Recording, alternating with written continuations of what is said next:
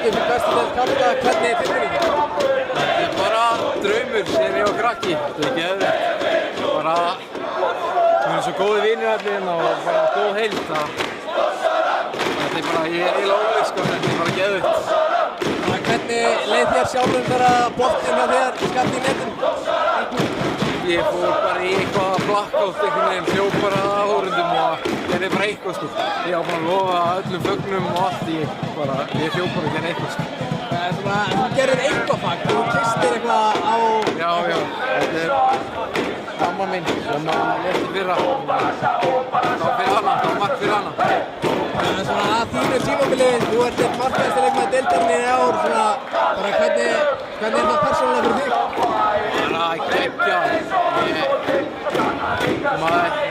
Bara sjálfstraust og bara halda áfram á áfram. Það er að fara að sitja fyrir neitt alltaf í leik. Það var fínt að fara að sitja í 23 einhvern tíma.